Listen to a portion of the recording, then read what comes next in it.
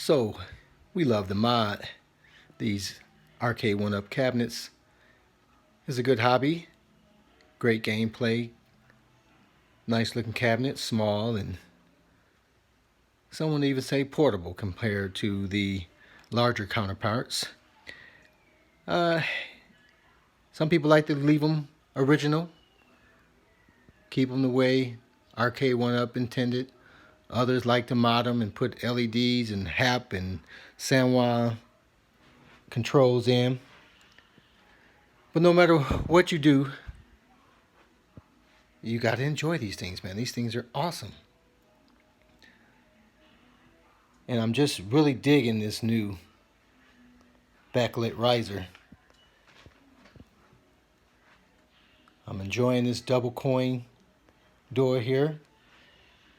You know, people still make the argument, boy, coin, having to put quarters in it was my nemesis, and I hated putting quarters in it when I was a kid. But the beautiful thing about this is you have control over the quarters, you know. So I stand by the decision to get a coin door. It just makes it so much more authentic. You know, it's like you're the store shopkeeper. So you have the key. So you run out quarters, you grab some more out the pan and continue playing. But I think just sliding those quarters in there just makes it authentic. Makes it feel just the way you remember playing those games. Now, some people like sitting down. I enjoy standing up because that's how I play the games.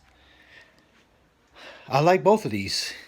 You know, I've seen people put the horizontal screen in their Pac-Mans and Galagas and all those type of things and put two-player setups on the control board you know, play every game from it. And I just don't really get that concept. I mean, this Galaga is what I play the most because I enjoy those old school games. And typically, I'm in my UI settings. I'm in kit mode. So I'm typically in kit mode. And so I'm not looking at all the horizontal games on here. So I have 60 games that are set up to be played in this on this console, even though it has over 2,000 games. I have all the, you know, I do have a couple of games that, maybe one or two games, Asteroids being one, where that's a horizontal game, but I never ever play it over here. But my family liked that game, so I just have it on both. But primarily, all vertical games. All the vertical games over here, all the horizontal games over here. And likewise, you know, this I can play the vertical games over here, but why not? So most of the games, let me just push on this button. I have this the same way. So if I go to all games here, all games, 46 games are available.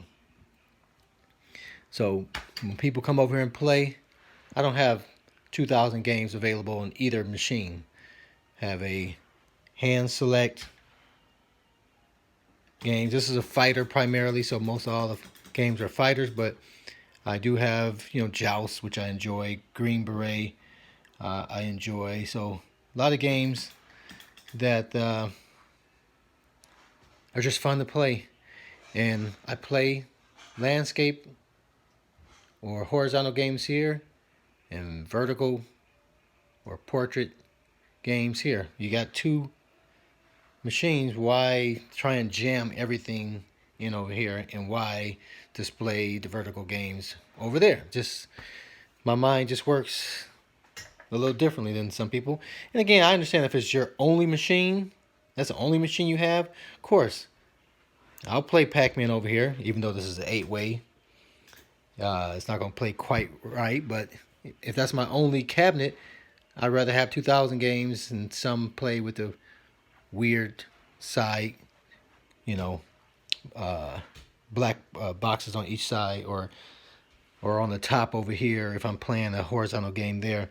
But if you got more than one and you modifying it, it just doesn't make sense to me to keep all the games being shown and playable on these cabinets. But I had ordered this coin box at the same time when I ordered this one back in November, and X Arcades took till mid-April to get this thing to me, which is quite ridiculous.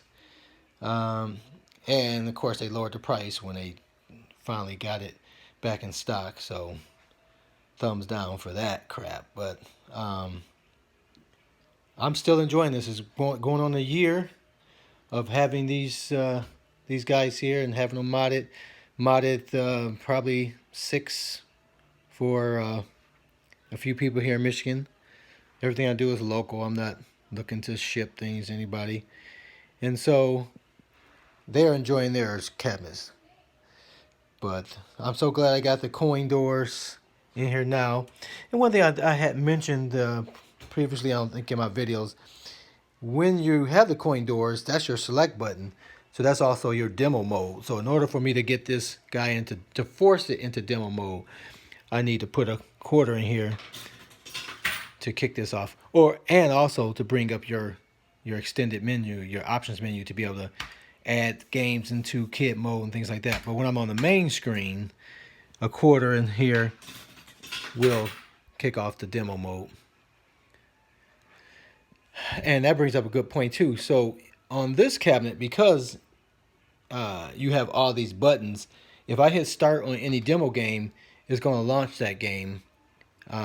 And even though it might be vertical, even though I don't have vertical in my list primarily, I can launch those games. And I discovered quite a few games that way.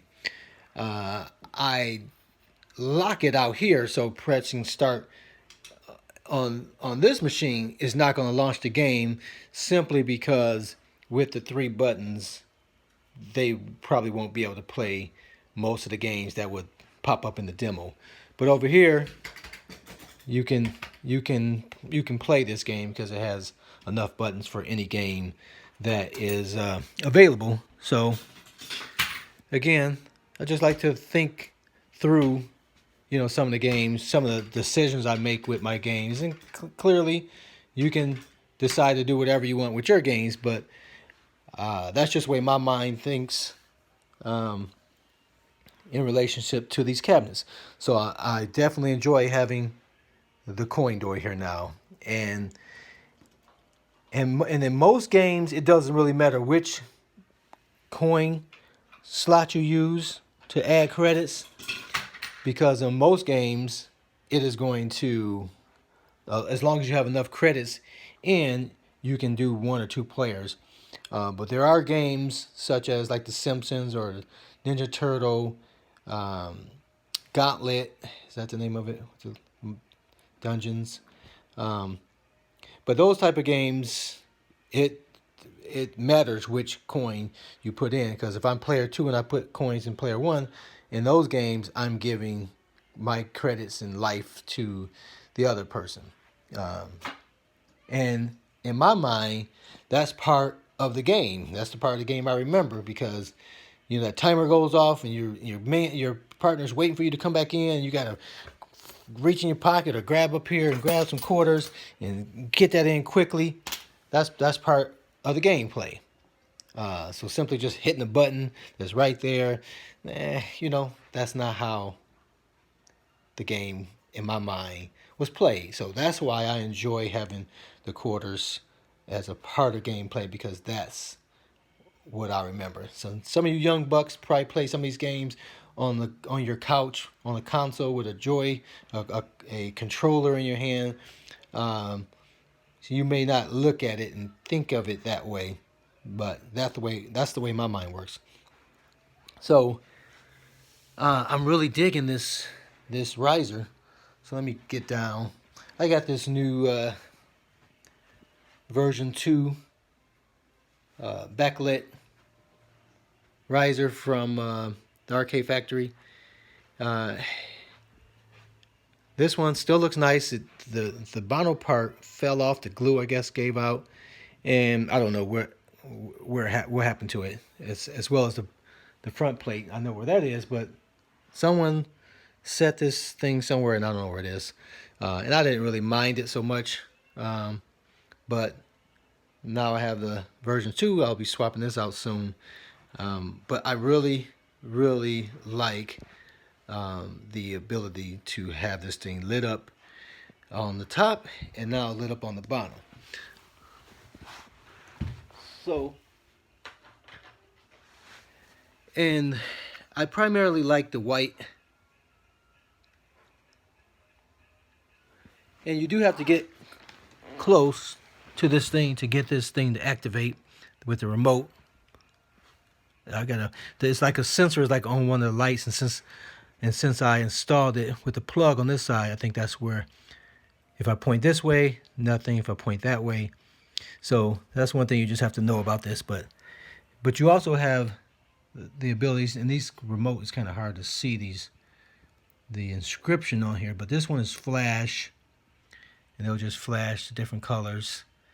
I don't really like that one so much. Strobe, I really like strobe. Strobe goes through, and it really makes these colors pretty rich sometimes. But fade, I think, is my favorite one. So I put that on fade, and it just slowly fades between the different colors. There's one particular color that when it fades between, it's like does something crazy with my eyes. It's like my eyes have to adjust. But I like to have it on fade. And smooth, nah, I don't like smooth so much. So it's usually fade or strobe, I think, are the two that I really like. And it's nice because even in the daylight, when all the lights are on, you know, it really gives this cabinet some character. It definitely stands out of those two machines. And again, you know, always with the backlit marquee, the lighting always have to zoom in or focus on it for it to get clear. But that guy, for the most part, stays pretty clear even on camera, but both to the naked eye here in person looks fine. But I think that really adds some good character to this thing here. I'm just going to switch that back to white. And that's why I normally have it on just white. I think orange makes the gray look a little dark, and so I don't mind that as well, because the gray really stands out. Between orange and white, that's white. Now on the computer screen, that white almost looks kind of blue, but in person here, it's clearly white. Orange, I don't know why it looks the same on the screen and in person, but white for some reason doesn't, because that almost looks blue on the screen. In person looks blue, but almost looks purple on the camera. One other thing, I'll just put that back. One other thing, I'm going to do with my keys, is with this 2-player coin box and with this coin door from Tulsa Arcades. I need to turn that light off in there. I always use this tray, and this tray works pretty good. This is just a tray that used to be under the wires in there, under the joystick, the control panel. I just had to cut off this edge, probably about 1 inch off, so that this door could close. I still got to do the wiring in there. And I got this thing open because I am going to be changing out that marquee version 2 pretty soon. And this is one of the first machines I modded.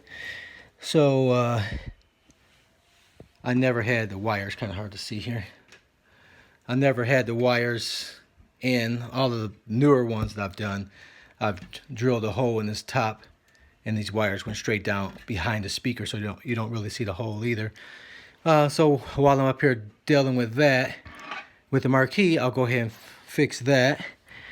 And since the new marquee has this remote extension, I may be able to get this power switch installed, because see, right now it's just always just a little shy of reaching this top. So I want to put drill a small hole in here and have that switch be accessible.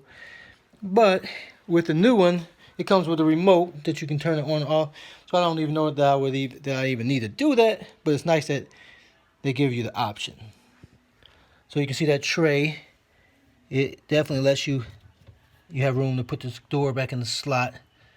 So it's just the perfect length still, but because of that thickness of Tulsa Arcade's back door piece, I had to shave off a little bit of that door, but no big deal.